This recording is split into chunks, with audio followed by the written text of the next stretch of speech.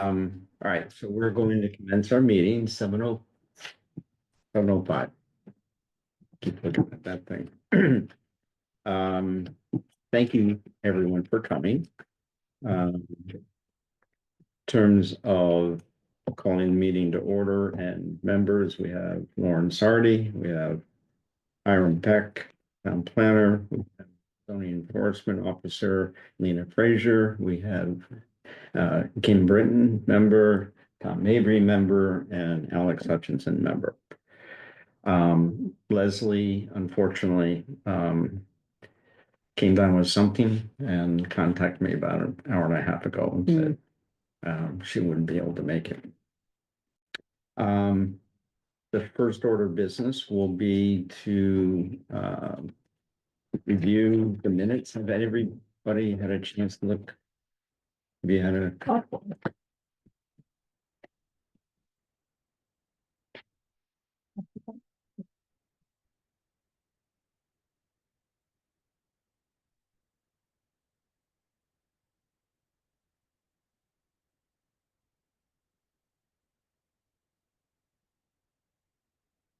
Oh, I have one correction.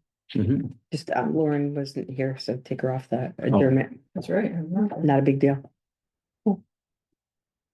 Thank you. We missed you. Yeah, I'm sorry. It was a very last minute thing. I got held up at work at a work event and paid 2 places at once. Mm-hmm. On the voting section. You know how right? that goes.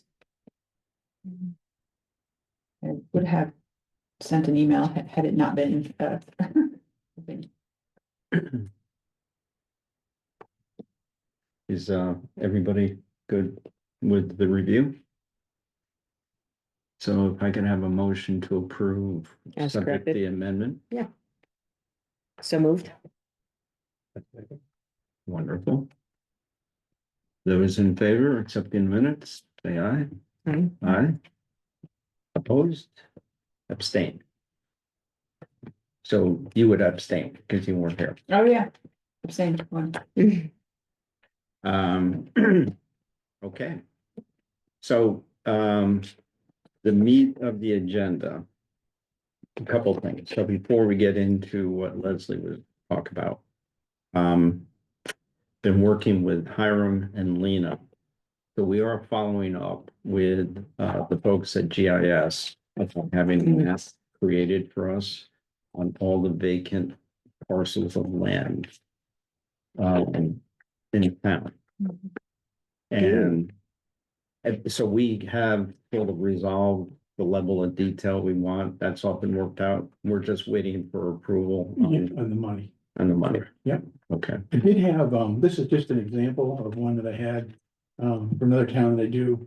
They did it in 2 days. But it's very similar to the type of thing. We'll have a large scale map, but we'll also have the smaller scale, which I think will be helpful for people. I'll pass it around. I can't leave it if it's on here. Yeah. Feel free to take a look at it. We did the same thing there. We just said, show us all the vacant parcels in town so people can take a look at it and get an idea of where things might go.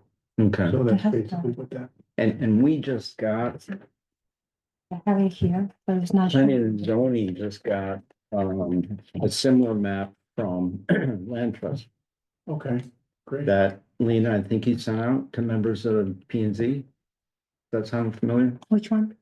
Interesting. The Oh, Land the land Trust. trust, yes. Right. I don't know if it was I think- totally current, but it was what they had available. Yes, actually, I have not shared fully yet with the planning and zoning, but I think Okay. it's coming up for sharing for everybody. I'm just thinking Yeah. if it's something, again, to share with this group, Mhm. understanding it's not the complete list, but it's a list of all parcels controlled by the land trust. Mhm. So it'll give you an idea, and it's very similar to that in terms of showing the parcels where they are. This is a copy of it.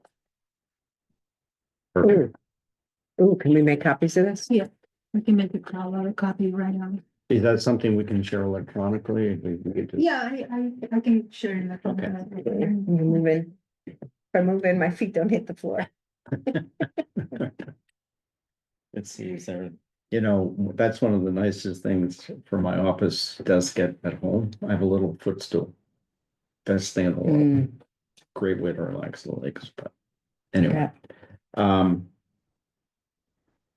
So for our next meeting, the hope is, but so we need to get the authorization from planning and zoning or from Finance. Board of Selectmen, finance.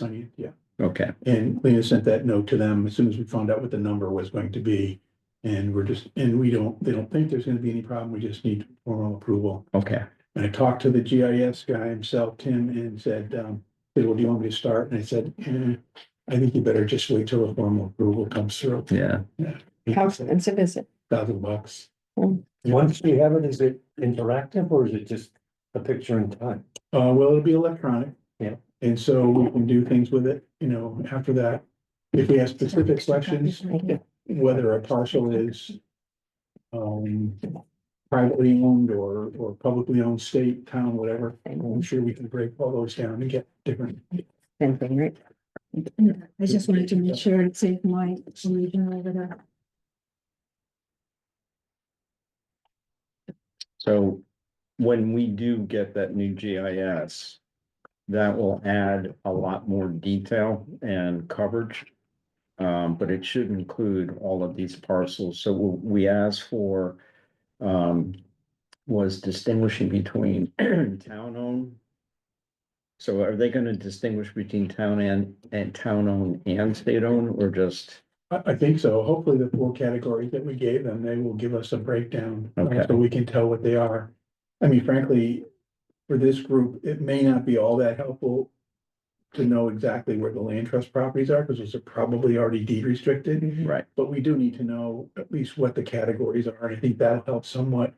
But we should be able to break those 4 down. There was town, there was state, there was private. I think we even put institutional, like some of the Yale properties, things like that. Who knows where they may. So understanding that it could be deed restricted through covenants on the will or transference, conveyance of it.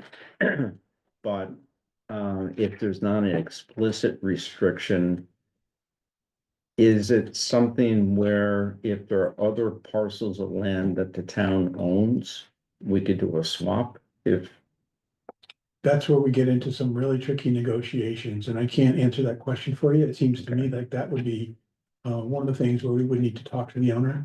Yeah. And then find out, obviously, whether they would be willing to do something like that.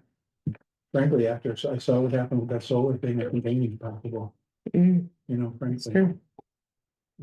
And today, I think people, if they're sympathetic to what we're talking about and it's presented to them properly, I think chances are pretty good. Okay. Something like that.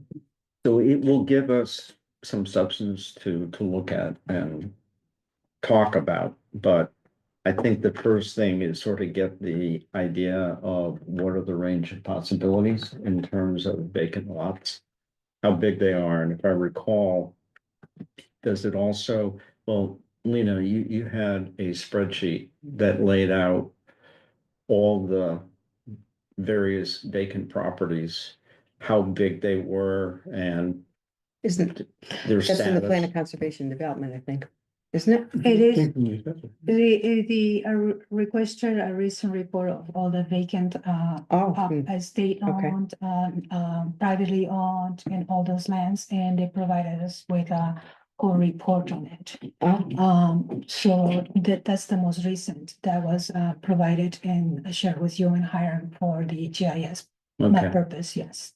And Alright. I sent it to the GIS folks as well. good. To identify that as you are discussing that with them as well, Hiram. Yes, yeah, Mm. that's Northeast Geo, I guess. Yeah. Brian Dooley started that a long time ago, but the fellow that is assigned to it now is Tim Wiedemann, I think his last name is. So I did talk to him, they're ready to go.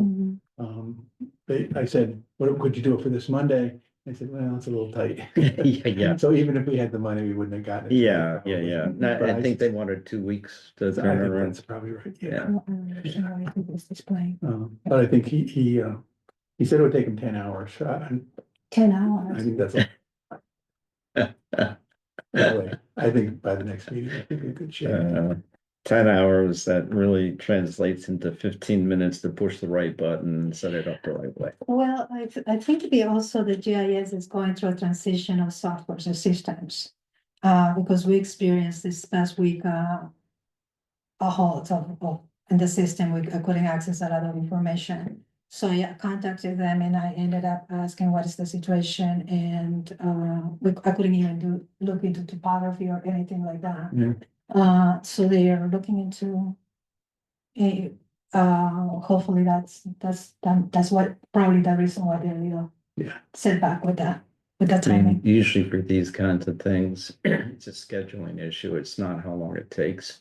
It's just you have to get it into queue and you don't want to disrupt other Yeah, yeah. deliverables and Yeah, things yeah. like that. So. But let's see how that goes with them. So in any case, that this will hopefully be available for our next meeting, having a map like this with a lot more detail on it.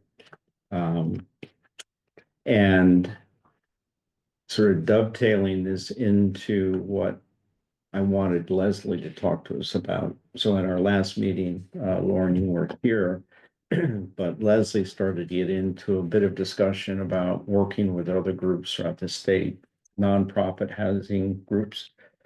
They're pretty well organized in terms of how to work with contractors and developers, how to line up funding and financing, that sort of thing, which really caught my attention. And I asked if she might be able to spend some time talking to us about it.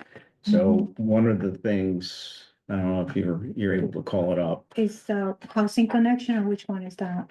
The Nonprofit the developer. helping, the housing connection. So that 2-pager. All right, so let me, Christine, share that one. And Hiram, have you worked with any of this before? Some of it, yeah. Probably not as much as Leslie has, because I think she really focused on that. Yeah. Really Yeah. well. I think that there are a number of other things to talk about as we go through that, in terms of what kind of structure a group might have. This one. And that's gonna be another whole careful discussion. Well, I mean, sort of a logical progression is once we have an idea of the inventory of the land and what might be available, then understanding how we might leverage state and nonprofit resources. So the Connecticut Housing Finance Authority and then the Local Initiative Support Corporation, and they provide technical assistance. So, my feeling is that, what we can start to examine are what are the range of possibilities in terms of potential properties. We don't have to get far down the road, but if we can talk to them about, hey, we may have 5 different parcels.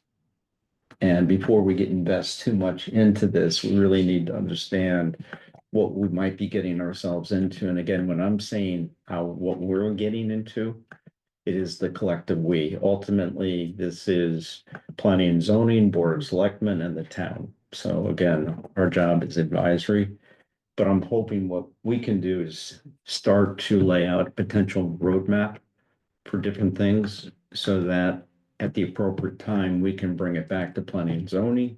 If planning and zoning thinks this is something that they would like to pursue further, then it can be brought to Board of Selectmen and we can begin to more formally start to look at how we might try to undertake something.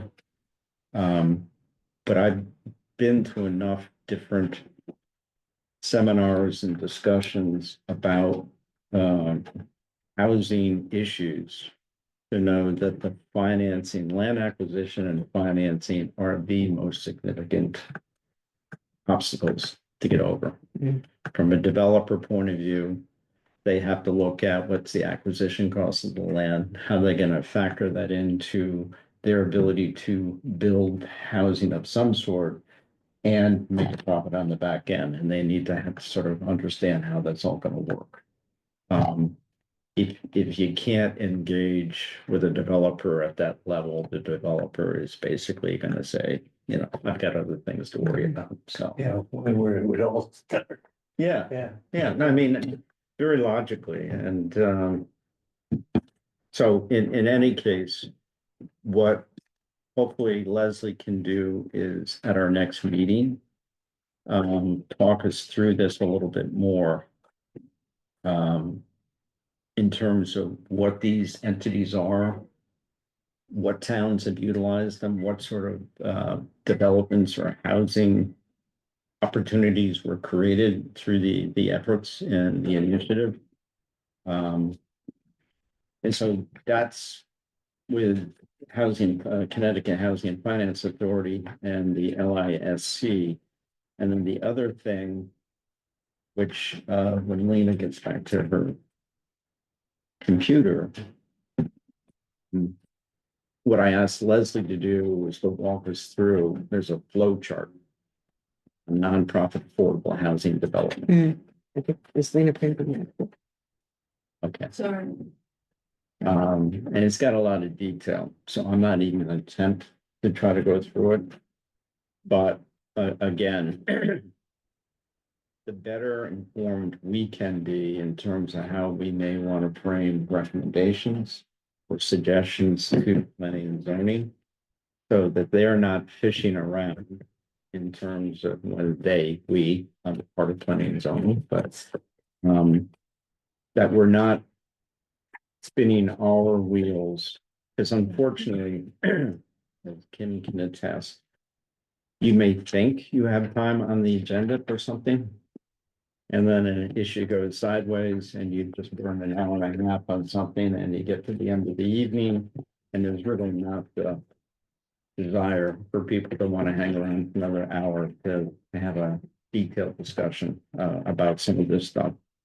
So, the more that we can kind of give them specific areas and get feedback in terms of, yeah, that's something that we think would be really good, keep going, or, not certain that's something we want to tackle. That will be the sort of dialogue. We were supposed to have planning and zoning for Wednesday this week, but all the applicants have withdrawn, and there's really no reason to have planning and zoning. And our chair, Nancy, who I think is really critical, she's not gonna be there. Yeah. So so I will update planning and zoning at our next meeting where everybody's there. To let them know that we're up and running, starting to look at things, but hopefully by that time, we'll have the GIS. Right. We'll have had more of a discussion and education from, Leslie. And so that when I do provide an update to them, there's some substance for them to react to. So I'm gonna stop there. Questions, comments? I think that's what's been swirling through my head since the last meeting, and I wasn't sure what she might be able to bring, to the, to this discussion, but because I don't have deep pockets, with zoning, I don't. But, what is a developer and a town, how do they get on the same page? Right. That seems like she has some experience. Yeah, she has. Are you familiar with the towns? It sounds like it's more like Litchfield County area, or? Well, Litchfield County has an active group that has put together a number of projects. Let me suggest to you a couple things that I think Sure. are really critically important, and Leslie will tell you more about this than I am sure. One is, I think, for this town, that what we need to make sure that people understand in the beginning is, it's not really the town becoming part of it. I think that the farther we can keep this effort away from the town being dragged into some aspect of it, I think Right. that's really important. Right. And so I think that the private nonprofit approach is really a good way to do that in a town like this. We don't want to get it, I would never recommend that we get into a thing like a housing authority situation where you have a New Haven or a Bridgeport or Waterbury. That just takes staff time, it takes town investment, takes town resources, and I just don't think we need to go there. The Litchfield County example is a really good one. Right now, they have 18 projects going on in Litchfield County. Really? There's, small towns, they're nice town centers. So Well- did each of these towns have their own private- little initiative going or? Correct. Okay, And so I think that that's probably, and I certainly would wait to hear from what Leslie had to say, but I think that's the direction we would probably head. okay. One other thing I just want to bring up in the meantime, before I forget it, I sent a couple days ago, I sent a video that David Fink had made. I haven't had a chance to look at It's it. about 30 minutes long, and I would like to send it. I got permission from David. He just released it a week or so ago. And permission to, I'll send it to Lena so she can send it to everybody. Okay. Great. And it's kind of cool to watch. It's people that live and they're not motorcycle gangs or drug addicts. It's just regular folks, they live there. It's kind of cool. So I will send you that video. I think that's helpful. I think that may be helpful for us to let people in town see eventually, as soon as it gets released to the general public. The other thing I think that might be helpful too, and again, Leslie can talk to this, is that there are people at CHFA that will talk to us, have a chat. And we perhaps could even do that online. They are very familiar with doing this with lots of other towns.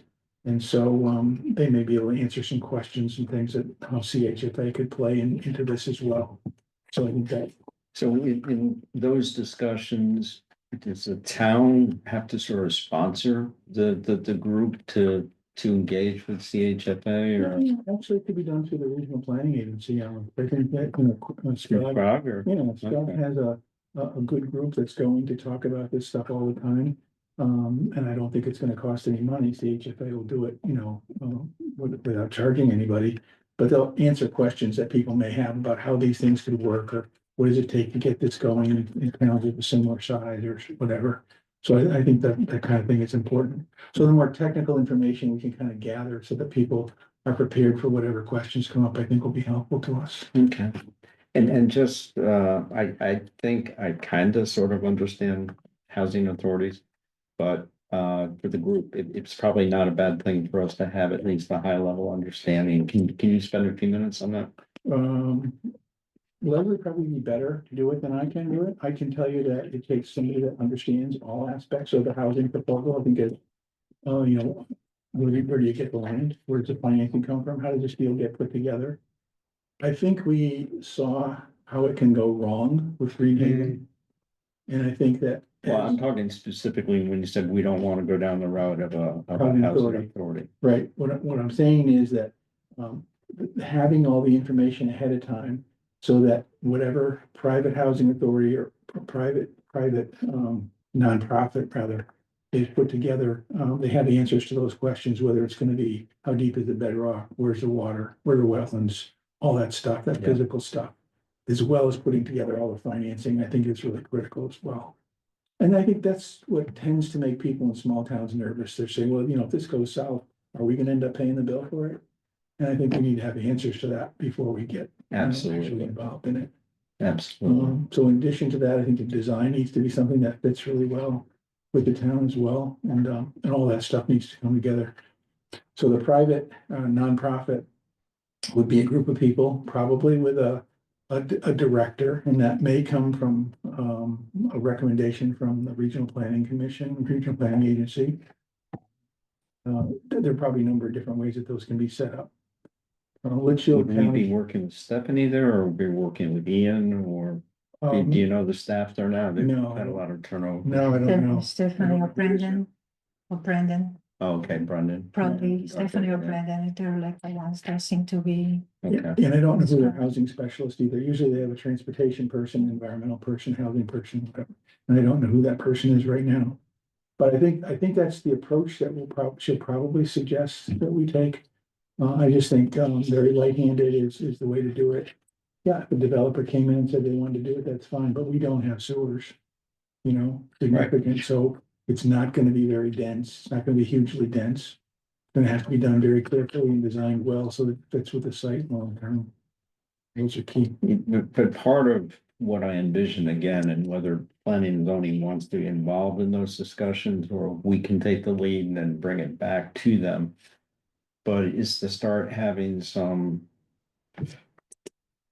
informal educational discussions with a developer, whether it's at Wiedemann or, Wiedemann, yeah. yeah, Yep. or maybe 2 or 3 people like that. Yep. But again, having some sort of something concrete to say, hey, we think we've identified a couple parcels, number one. Number two, we've started to get ourselves up to speed on this nonprofit and looking to bring resources to the table. But at some point, again, making sure we don't get so far down the road, we think it's a great idea and a developer looks and says 4 units. No, Right. I'm sorry. Yeah. I'm not it. You find somebody else, but you're probably not gonna get anybody else. Right. I think one of the other options that I thought too is that the woman who's the head of the Litchfield County housing groups that is sort of coordinating a lot of that is Jocelyn Ayer. Jocelyn used to be a planner at the Regional Planning Agency up in that corner.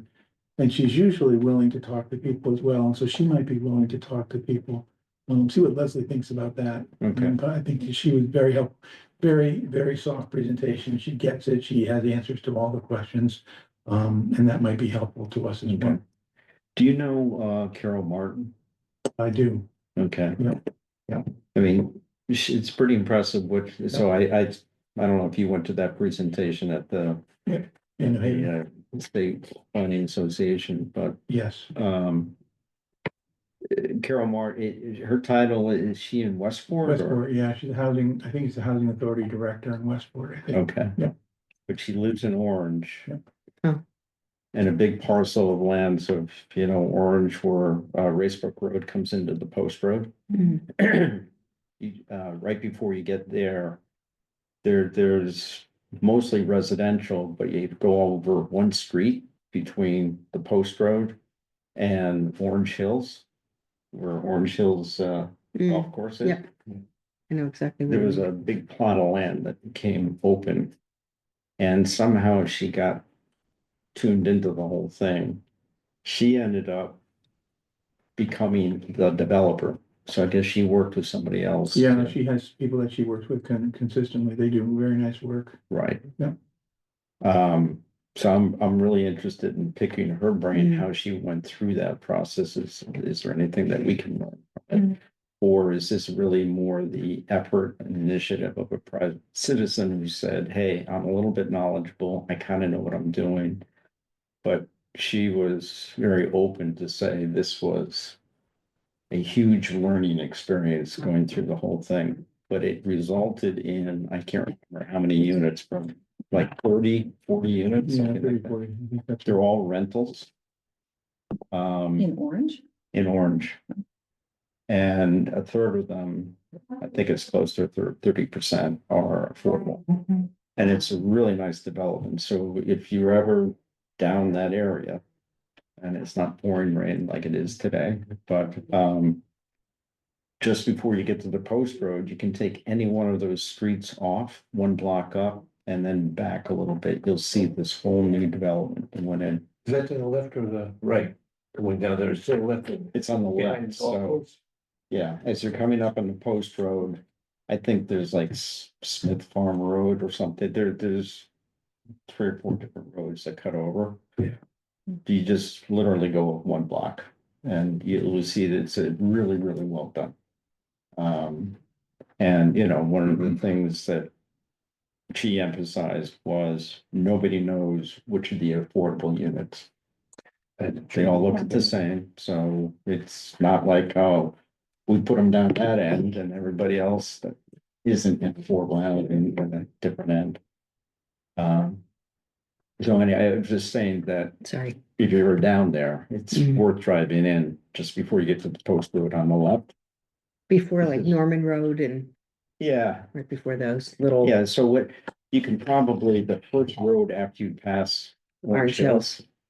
cut in there. Yeah. Because they all kind of go into one road that circles back around and then comes back. I don't know if it goes out to the post road. Very, Okay. very nicely done. And it, you know, I did my own little tour of the affordable housing that Scrog put together. Oh, yeah. Did you do that? No, I wanted to do that. Yeah, I wasn't able to do it, but they gave me the itinerary. Oh, So I good. kind of drove around Mhm. to different places. It's the same sort of thing, the one down in Milford. Which is just off the parkway before you go over the Sikorsky Bridge. You drive in there and you would never, you think it's a really nice upscale, and again, a third of or 30% of the units are all. Mm. And I think again, it's all rental. Does anybody here, because that one thing, another thing keeps spinning through my head is, when there's, if we say here's some properties that could be potential. Does anybody at this point know how many units does a developer need to support the percentage of? Well, that's where we'd have to get into the back and forth dialogue with the Yeah. developer. To say that, we have a 5.6 acre lot, but 2 acres are wetlands, so we have 2.5, 3 acres of buildable. And then start talking about how many units possibly can, and it's all contingent on, they have to do all the well testing and drainage for septic and everything else like that. But that's where at least the developer can say, well, if I could get 6 units in, I might be interested. But if I can't get at least 6 units on that, probably not. Yeah, I figured there's gotta be a cutoff. Right. Yeah. Right. Are the orange ones rentals or owned? For, The ones near Orange Hills development, they're all rentals as far they're as I all know. rentals. Yeah. Yeah. And who was do you know who the developer was? Well, this woman, Carol Martin. Right, but, okay. Yeah, I don't know who she So she worked with somebody. contracted to do. Mhm. So it was her and a gentleman who she said kind of ran the whole thing, and I don't know. But she seemed pretty hands-on, but again, her background was such that I think she felt very comfortable being able to do that, Mhm. but she said she learned a tremendous amount. So, I mean, I think it's important, particularly in our area, to be able to identify places for people to look at and say, Mhm. hey, Right, you tell me which one of these units is affordable, because right. this is what they look like. But, the key to that is when you're having that conversation with developer up front, if you want deed restricted affordable housing, technically, legally affordable, you'd want to be able to have that conversation, say that if you can put 6 units, 2 of these, it's contingent on 2 of these being affordable. And you have to factor that into your planning and feasibility and everything else like that. And cost. Mhm. I've just read, and of course, this probably doesn't hold in every case, but affordable housing projects generally take 4 to 6 years. I Does mean, that ring a bell? none of this is gonna happen overnight. Yeah, It really depends on a number of things, and number one is the resistance to the project can spread that out really. If an appeal happens, for example, and it goes to court, you're automatically looking at 2 to 3 years right there. Yeah.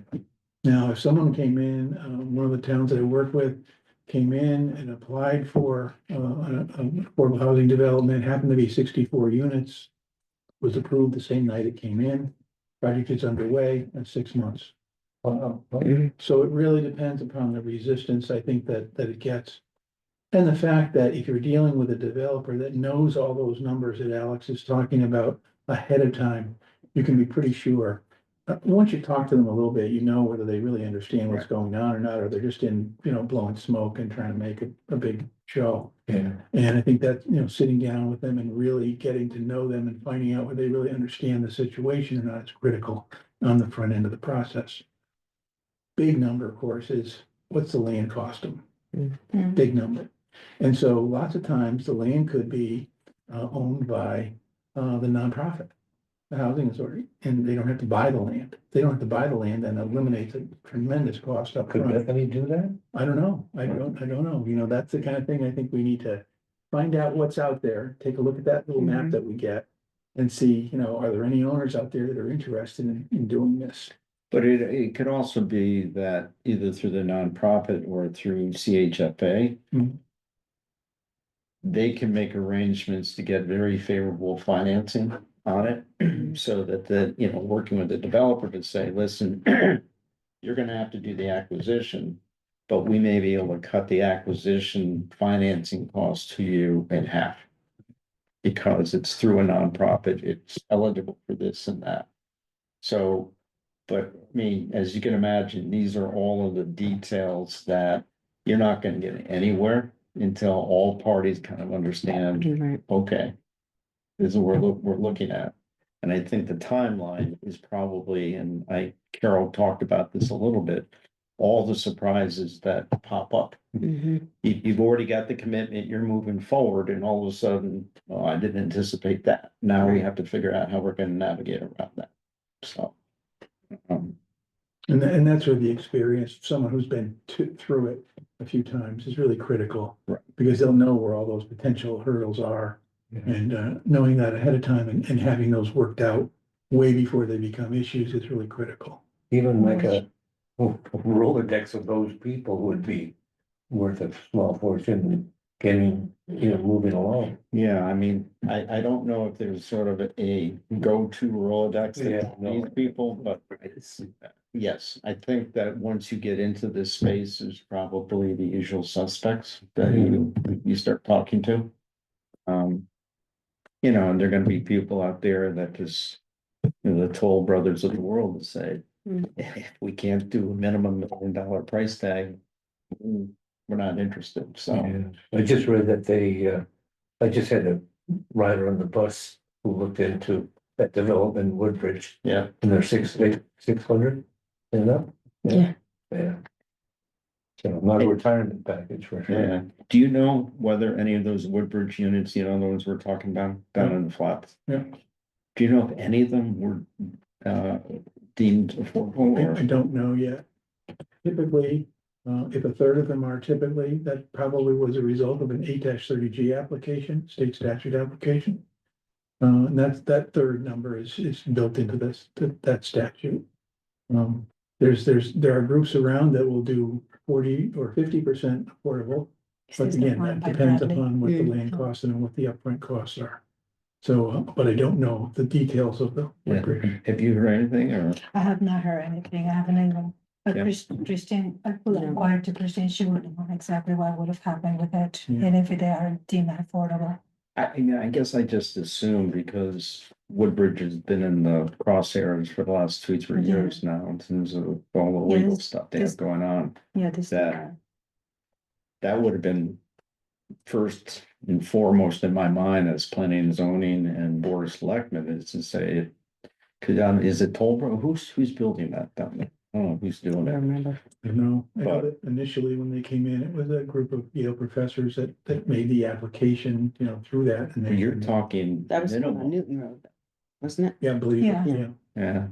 You're talking minimum 50 units down there, something like that, Yeah. because it's on both sides of Bradley Road. Yeah, That's gotta be awfully attractive to a developer if you say, I can open this up for you, but we need a minimum.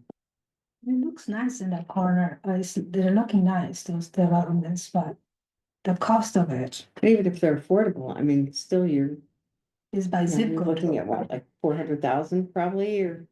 Yeah, it all They're depends on affordable. what's called the area median income. Yeah. Yeah, but that's why by Yeah. zip code, Yeah. income.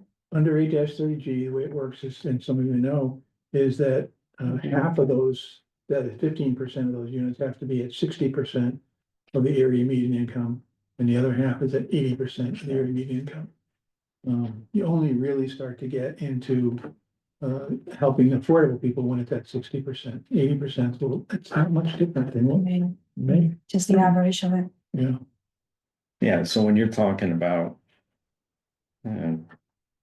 I haven't been online to look at it, but Yeah. on average, it's about 2,000, 2,100 square feet. Mhm. And it's usually the 2 or 3 bedrooms we're talking about, and they're going for 600,000. So, I'm curious if they did, because, I mean, just And plus you've got, looking at just the infrastructure of Woodbridge, beaches are so overcrowded now. I mean, how would they fit any more kids in? Yeah. But I'm thinking more of the, what was the taxation aspect also. At the end of the day, you also have to pay taxes on it. Right? You have to end up paying taxes on it. For sure, the owner's gonna have to pay taxes, if it's owned by a nonprofit, that's a slightly different matter, and they can also enter into a tax abatement agreement with the developer too, so sometimes society do But that. your point is, I mean, that's one of the real sticking points for most people. And even just take affordable housing, Mhm. just higher density housing, we don't know if we really want it. We want 2 acre minimum zoning because we don't wanna overburden school district. So I know I sat through something David Fink did at Prague. And they do have, and I think this was at the statewide planning, they have all sorts of data that, obviously if it's a 1 bedroom, it's not, you're not bringing kids in. If it's a 2 bedroom, it might be, 2 adults and a tenth of a child Maybe a newborn for 1 bedroom. or whatever. And then 3 bedrooms might start to get into getting close to adding 2 kids to a school's system. So you have to kind of look at it.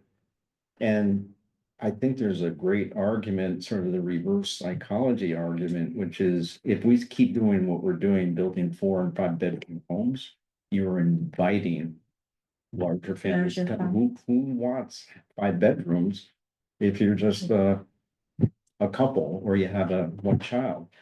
So I think there's a counter argument they have to say create housing stock that doesn't promote larger families wanting to move in because we have a very attractive school district. So- That's the point. The major aspect is most people want to move to this area because of Correct. the school system. I'd make an argument that, I've read that the average household now in America is 2.1. Oh, yeah. And and I know from experience as a subcontractor working in the wealthy area of Connecticut, Roxbury, Morris, Washington. People that are retiring are searching Yeah. and searching for Mhm. 1 or 2 bedrooms. Yeah. Yeah. Mhm. 1 or 2 bedrooms doesn't add children to the school system. Right. No. But there's plenty of demand for it. Correct. And if you have a concentrated, small development of 1 and 2 bedrooms, and some of them affordable, that'll Mm. all go at an affordable price. Well, I think if, again, the way I'm thinking about it is if we can identify areas where we can go with more dense housing. So instead of 2 acres supporting one single family house with 4,000 square feet, 4 bedrooms, 5 bedrooms, whatever it is, we could put 4 2 bedroom units on that. That's where you start talking to a developer about, and to your point, the land acquisition is the most significant investment. So if the developer has to put out 300,000 to buy 2 acres. That's why the developer thinks about, okay, then we're putting a big house with a big price tag on it because I need to get my investment back. But if you can tell them you're gonna split that 300,000 between 4 different units, all of a sudden now, the fixed cost on a unit, plus, I would imagine, there are real economies that the developer gets. They know if they have all the equipment coming in to do all of the foundation work and trenching and everything else like that. The big cost is the equipment, how much they have to pay to have it in there. If they Septics know and what they're wells. doing immediately. Septics and wells too. What's that? The septic and well. Septic, installation. well, all of that stuff. It's It's very just, you can start to drive the cost per each activity that you have to go down. And again, good developers will, don't, I mean, I'm not telling them anything new, but that's where you can really get their attention around. If we're serious about it and we have a parcel of land, one of the issues is we'll have to be able to go to planning and zoning, and this is where we'll get, at some point, I guess, we'll get into the housing overlay zones and Yep. some of the things we have in our regs that allow us to go ahead and make those approvals but we have to, planning and zoning would have to then identify prospectively, okay, so this is the zone area where we would allow this activity. But would that Oh. change the affordability of it, because it really still remains under the medium income aspect of the zip code area? Well, I'm talking in two different levels right Mhm. now. So just creating the opportunity for more dense housing Mhm. without tying. As far as I'm concerned, None of the units have been set aside as affordable. They're 55 and over. what's that? Woodbridge. Woodbridge, How many? 55 and None over. of them are, None of them. none of the units, 70 units, I have to look for the date on 70. this, but I have been just, set aside as affordable, and it's 55 and over. I can't believe they did There's an not. elderly house in them. I mean, they Seems have like a rolled missed it up. opportunity. How did 55 get to be elderly housing though? I think so, that's a little too close to home. Senior housing, this was It's considered. all 55 and over, huh? What it says. Yes, it was actually, yeah, I was like, wait a minute, yeah. Yeah, And probably only one member of the household has to be 55. correct. Yeah. I mean, I threaten Will with that all the time, There you go. because he is not 55. I should know this by now, but what's the current state of Greenhaven? Oh, Am I allowed to That- we ask? brought that up at the That's- end of the that's- last meeting. I was Oh, looking I'm forward to sorry. no, No, that's that's okay. okay, Looking that's forward to okay. Hiram's update on that. Yeah, Yeah. it's, the bank still owns it. Yeah. I think they bought it for $4 million or something, and they're trying to figure out what to do with it. Originally, we had a developer that was working for the bank come in Mm. and said, we'd like to take away the community center and add 3 more units there. One of those 3 units has to be affordable. Commission agreed with that. I'm not sure whether that's gonna go forward that way or not. The big problem right now with Greenhaven is the water supply. Still? Yeah. Initially, what happened. That's what, Septic that's was, what sunk the whole thing to yes, begin with. and septic was Well, recently approved. they couldn't dig a well? Septic was recently. Except that's what we asked Yeah. in all those public hearings. Yeah, So crazy. Thought they got through. You know, the water company, the regional water authority wants the system created to a certain level. And there are systems which meet the standards, the basic standards for the state Department of Health. And there are other systems which the regional water authority is insisting upon, which exceed those standards significantly. So there goes the cost. Yeah. And that's what's happening right now. So they're still right now trying to figure that out.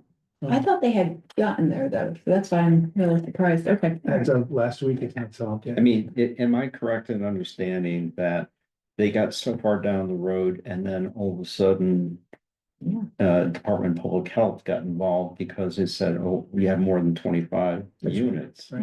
And they've had problems with communal wells and water systems. Yes. A developer comes in, puts it in, does not do a good job, sells everything, 5 years later, the system fails. And all of a sudden, it's like, who's responsible? So the people that buy the unit would be, so I think DPH, when it's above a certain size, they get involved. And my understanding is DPH basically turned around and said to RWA, it's in your backyard, you deal with it. I don't think RWA wanted it. Right? You know, that's my understanding. There's a lot of finger pointing going on, Alex, and I obviously don't know where it lies, but I do know that the main point to be resolved at this point is the water supply system. Septic or wells, what are we talking about? It's Water, septic, just, Yeah. yeah. but this is the drinking water. I distinctly know- remember them saying in that public hearing though, that it was all set, you know? Well, that was the original design was acceptable and designed to code. But that's when Department of Health and Regional Water Authority got involved and decided to up the ante, and that's when the whole thing fell apart. But, that's a great example of if you have someone like CHFA and these nonprofits who have some experience to say, well, hold on. Right. You might want to rethink the magnitude of what you're doing, keep it under 25, you won't have to worry about this stuff. But if it goes over, you got a wild card you have to deal with. Yeah, I think one of the big things too is that the last thing we want to do is get involved in a situation where project is half built and something like that goes wrong, and the town ends up somehow responsible for part of it. We need to be very careful about how that's set up and insulated. Otherwise, there's gonna be a lot of pushback and rightly so. Okay. So the latest that you know at this point, they're still working through the water issue. The bank, is he still working with Wiedemann on that? Yes, yes. So the group that had veterans the group? big, yeah, Yeah. they had the big ribbon cutting, and the guy that was leading that, did you meet him? Mm. He's a Woodbridge, and he's a developer of some sort, Alright, and he really had a bit of an attitude. Yeah, there was he's a lot of the smoke the in guy that much had fire also there. bought originally Okay. the Atwater property. Back in the day, He bought on that one? he had initially bought that one and then sold it, Oh, resold it. okay. But that veterans group is out of the picture now. Don't know for sure. But I think that they probably were not involved in it in terms of heavy money. And I think till this water situation gets resolved and that number, the bottom line becomes, Well, again, I'm just going back. Last we November. know is that they acquired a permit from QVHD for drilling the septic. Well, So we're drilling, and that was the last knowledge I have of a permit or any activity on the site. When was that? Last in around November. Yeah. Yeah. Something early before the winter started and Well, I then, was talking to him and then some other people came up. I mean, you were there, right? I think Will went. Did Will go? Um, we were there, I was there, but I don't But remember. he just he had a very smug, arrogant attitude about him, Okay. which is, they didn't know what they were doing. I know what I'm doing. Right, but they had a GoFundMe for. Was this- that? This group that was there had a GoFundMe going for them. I mean, I- that doesn't bode well. Yeah, I mean, I tell people I keep the financing that they're going through separate from this whole, that's the bank's job. I mean, they gotta do their due diligence as to whether it's a legitimate group. Mm. But he really had the attitude of, we know what we're doing. Nobody else knows what we're doing. It's not gonna be a problem with the water. Now it's a problem. So, I would say that, my wife and I go to a festival, a New Haven Folk Festival. At the Egerton Park. Mhm. And the first year they showed up. And they set up a booth there, Green Haven. They had, architectural drawings of 30 units. yeah, And my wife and I counted when they went under, and all we could count was 20. I think they got 22 or 24 built. There were 2 or 3. In the main building. No, Because 'cause that was, they're in units of 3. Hmm. And there We might were have missed 2 out. or 3 of those that they had not started. I don't even know if they had the foundation I for. can't remember if a couple of them were on the other side of the road. The road that went through. Yeah. Would that have been I think appropriate that's right. to be acquired So by the house? maybe, I know there were 2 separate To be acquired by the house. parcels Who's on there. the other side of the community? Yeah. I just what the numbers were. It's the big thing. So, I mean, I'm glad we're having sort of an open, free-forming, free-flowing, conversation. I mean, we're coming up on 8 o'clock, so again, I want to respect here. Any other items, questions that people wanted to get out? I mean, I think we have a plan for our next meeting. In terms of GIS and Leslie. Do you want, I think Byron was mentioning something about the recording from, I'll send that around. Okay. You can do that. okay. To be shared, right? After 20 minutes, you get the idea. You'll see. Hey, one question is, the woman who did that development in Orange, is she maybe accessible to us to? Well, tell us I of her mean, journey? Is that I even possible? have her on my radar. Yeah. But I didn't want to really engage with her until we had something actually starting to happen. Yeah. But yeah, I mean, there's no question. And even if she can't be a resource, she can say, here are the people and groups that I relied on. And so you want to be talking to them about this or so. But again, she was a private developer. This was not the town of Orange, not the town of Yeah. Westport. She jumped in and Amazing. jumped in the deep end. Will you be considering inviting David to one of these meetings, David Fink, and to have a open forum with him? We could, I mean, you know David very Yeah. well. Do, and David, will tell us right now that his son Ben has Ben, actually yeah. been, Yeah, the one retained by the Council of Governments to do that, so either one of them, I'm sure it'll work out. David's has offered many times to come. But David has direct experience here. Ben is really more facilitator, right? Yep. That's correct. Yeah.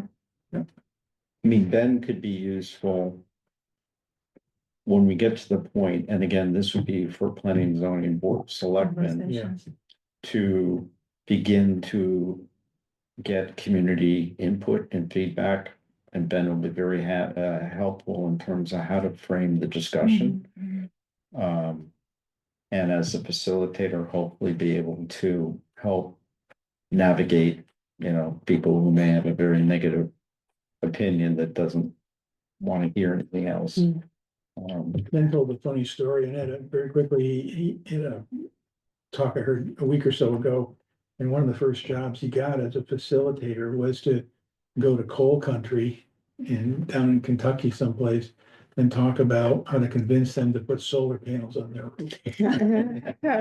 And some of the stories he could talk about how he talked to people and the way they got.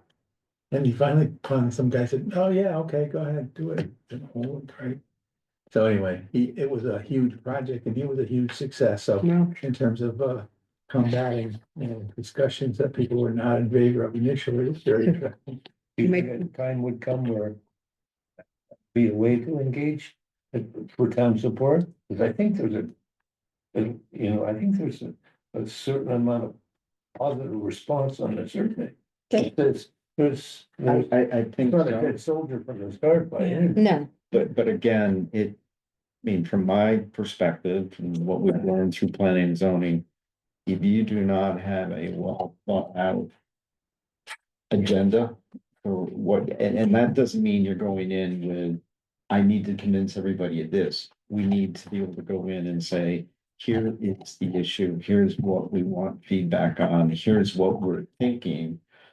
So because if you go into a very unstructured environment and the word affordable comes up, we're gonna get a lot of people, no, no. Even though we're developers, pretty word in some circles. But, to your point, if we're talking about, and again, if we believe or planning and zoning believes that, let's start with alternatives for seniors who want to downsize, but want to stay in town. Mhm. That's our initial focus. And that helps because if you get people who want to move out of the 3,000 square foot house into a 1,500 square foot living unit, Plenty of people. that's a house that comes on the market that a new family can come in and acquire, so. Anyway, we're at 8 o'clock, so I'm gonna ask for a motion to adjourn. We are adjourned. okay. Well, again, free flowing, but hopefully this is useful in terms of background information. And if you have thoughts